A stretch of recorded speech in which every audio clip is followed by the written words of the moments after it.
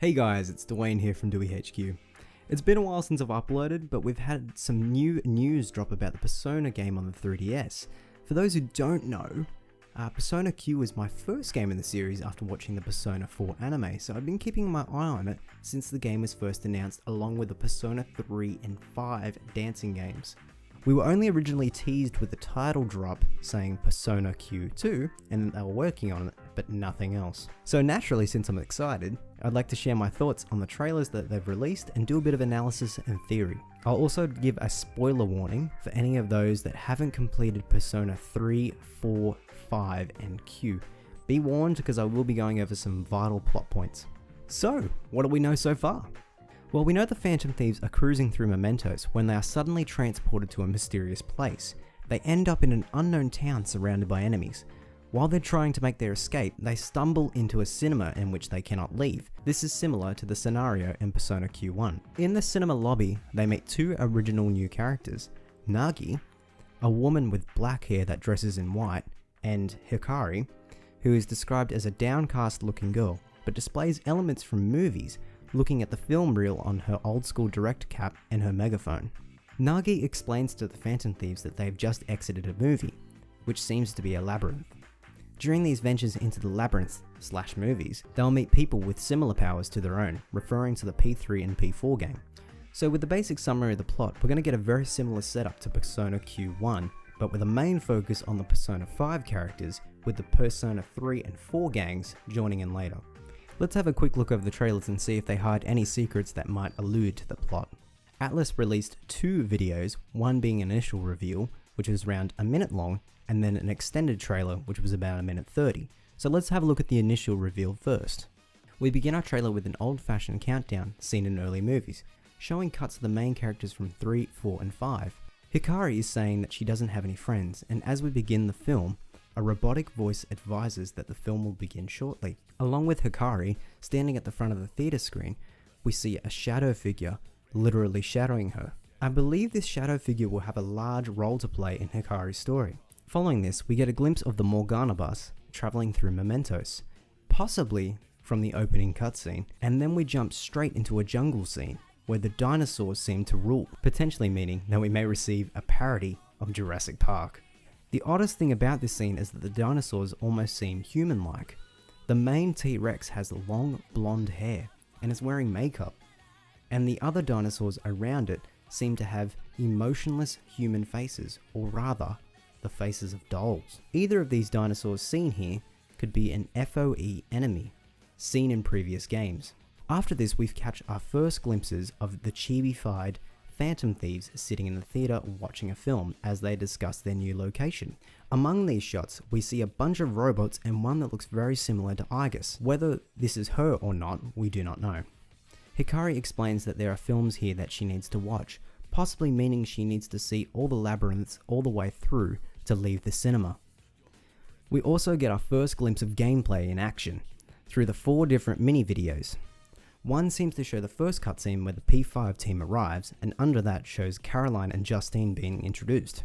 The top right shows Yu and Teddy talking with Ann in her thief suit, and below that we see Makoto, or Minato, using his persona in a battle against shadows. The battle gameplay also shows that the P5 team will use their suits like in the metaverse. We can see Yu, Ren, or Joker if you prefer, P3 Makoto, Yukari, and P5 Makoto, or Queen if you prefer, in the team formation.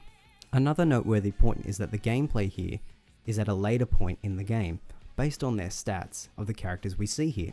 We can also see their gauges are slightly coloured in on the ends, suggesting that the sub-persona mechanic is returning. We then flash to a cutscene showing Yu and Ren fighting one another, suggesting this may be the first meeting between the two. Yu states, given the circumstances, it seems talking this one out won't do. Following this, we see P3 Makoto invoking his persona, perhaps demonstrating to the P5 gang how they summon their personas. He also asks, "How much do you know about us?" Straight after this, we can see Ren calling on Arsene, yelling that he's going to steal it with his power. And then we are given a confirmation on when the game is coming out on the 3DS, on the 28th of November 2018 for Japan, and there's no current sign of a Switch port. Some people may question the fact that Etrian Odyssey style games, like Persona Q, require a second screen, but I'll touch on this point towards the end of the video. Atlus then proceeds to break the fandom by revealing that the Persona 3 portable female protagonist will appear in the game, which leads to even more confusion and possibly a third Makoto. And then we kind of thought it was going to be it for a while, and then they decided to drop PV-01 on us, right after the most recent episode of the Persona 5 anime. So let's dive into that. Again, we open up pretty much the same as the initial reveal, just with Hikari saying, "Who am I? I wonder what my existence is." During this, we get a few more shots of this shadowy figure, as Hikari wraps up by asking, "Why am I crying?" Based on these statements, we can assume that Hikari is suffering from memory loss, similar to Rei and Zen from Q1, and she has some sort of emotional attachment to film that she can't even describe. Following this, we get a bunch of smash cuts of Persona 3, 4, and 5 characters gearing up. It could be possible that these scenes all come from the opening animation as well. Ren then announces a dream co-starring Persona users, cementing the fact that this is indeed a dream world similar to Persona Q1. We get another glimpse of the initial landing cutscene with the P5 crew showing Ryuji and Morgana. Following this, we see Yukari speaking with Nagi and Hikari, explaining that this place is a theatre. Alongside this, we see footage that was previously shown, although we see an antagonist, Kamoshida from Persona 5, dressed in what seems to be superhero attire. So it seems that the cast, other than Hikari and Nagi, may have influences on what appears in the dungeon, unlike the first game where it was only influenced by Rei's psyche.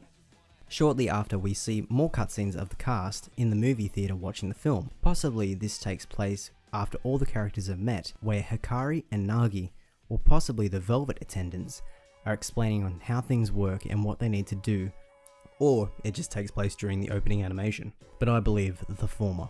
We're then also shown cutscenes or snippets of the cast in their respective environments, P3 in Tartarus, P5 in Joker's room, and P4 at Junes. Following this, we see the entire cast shots of the new characters' redesigns.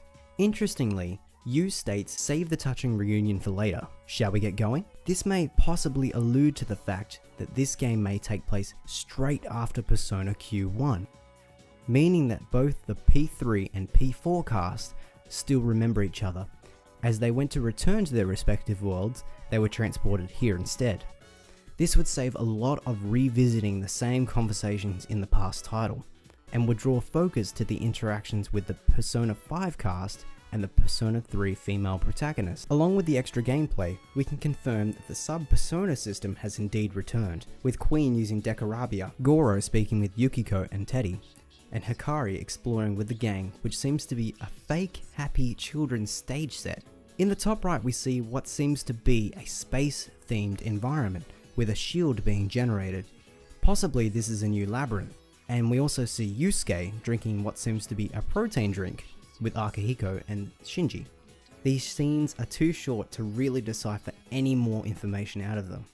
Following this, we witness a now chibified all-out attack featuring Joker, which seems to still look better than the anime. But this raises a question on what exactly triggers this, and will all the characters have their own personal one?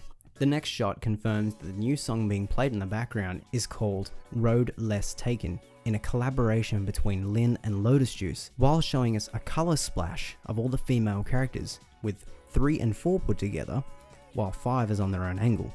This seems to be taken from the OP, or the opening animation, along with the following cutscenes. Afterwards, we can see Hikari falling with her reflection showing on the building next to her. But the reflection is blue rather than red, seeming to mimic a negative. This could just be a reference to how actual films have negatives, or that Hikari has a dark side that we don't know about yet. She proclaims, "If things change again, I want to see it," possibly meaning that her outlook on the situation might change once she meets the Persona crew.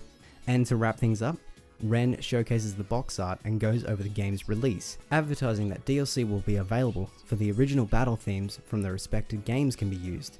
This also includes Persona 3 and 4 battle themes of Light the Fire Up in the Night from Persona Q1.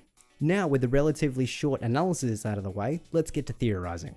I originally touched on this before, but I do believe that Persona Q2 takes place directly after Persona Q1, allowing for the Persona 3 and Persona 4 cast to maintain their relationships that they built in the first game. so perhaps there could be references to Ray and Zen made here. But if this isn't the case, in the Persona 3 timeline, the event would still most likely take place over the event of the typhoon. But in Persona 4's case, the event could pretty much take place from any time from late October to December, since it doesn't depend on the Yasogami Culture Festival as a setting. Although, let's just assume my theory is correct. So they are transported directly from Ray and Zen's world straight to the Persona Q2 cinema, with the loss of their ultimate personas as well. Persona 5 becomes one of the more interesting wildcards since Goro Akechi appears in the game, and is only temporarily a part of the Phantom Thieves. This gives them from the 30th of October to the 18th of November to fit it into the story, since Goro only cooperates with the team during this period, excluding deadlines and cutscenes. But since the thieves are only just exploring mementos, this could occur at any time during that period. Regarding Goro specifically, some people have questioned whether he'll have access to an ultimate persona once he upgrades Robin Hood. Certainly it is possible that he could receive Loki as his ultimate, but I believe Robin Hood will just receive a buff, similar to Cerberus and Castor. Extending to the P3 female protagonist, her persona will obviously be the female version of Orpheus, and her ultimate persona could become either a female version of Messiah, Orpheus Telos, or a new persona altogether. Regarding personas, the only Velvet Room attendants we have confirmed are Caroline and Justine, although I doubt they'll be the only attendants since I expect Margaret, Elizabeth, Theo and Marie to make a return with the obvious lack of Igor. It will be interesting to see if Lavenza makes an appearance perhaps towards the end of the game. We've recently had confirmed that there won't be a branching alternative routes like the first game where the player could choose their protagonist being from the P3 side or the P4 side. The story will start with the Persona 5 heroes as the main focus and continue throughout. But this time, the protagonist can be removed from the active party, allowing for more freedom and team building. Another interesting point is that the music in the game will have a similar style to Persona 5, but will change when Persona 3 and 4 characters are added to the party. In the game, we'll have a total of 28 characters returning, with the navigators removed. Since they will most likely have a similar role to previous games, we will have at least 25 characters to play with on the front line while exploring the labyrinths. Regardless, Persona Q2 is starting to look like a pretty clean game for the 3DS, and this raises questions of the potential of a Switch port. I touched on this briefly since Etrian Odyssey style games focus on using the touchscreen to draw the map as you explore, so naturally people would believe that a game like this would be impossible to play on the Switch since it lacks the second screen. But one feature in particular that sticks out to me that seems to suggest that it could be ported in the future, which Atlus seems to be outlining, is that it contains an auto map feature. Atlus may use Persona Q2 as a testing ground to see how Etrian Odyssey style games could work on the Switch, considering they would need to make the jump to the console sooner or later. In my personal opinion, I think the animated cutscenes we've seen look a little too good for the 3DS, so they may have been made with the potential Switch port in mind. But I wouldn't expect the port at least for another year or so after release. And that about wraps things up for my brief analysis and thoughts on Persona Q2. Overall, I'm pretty excited to play the game and see what kind of fan servicey things it has to offer. But let me know what your thoughts are on it. Are you excited or are you going to give it a miss? But I hope you enjoyed me ramble on for a couple of minutes, and I'll see you in the next video. It was Duane here from DewyHQ, signing out.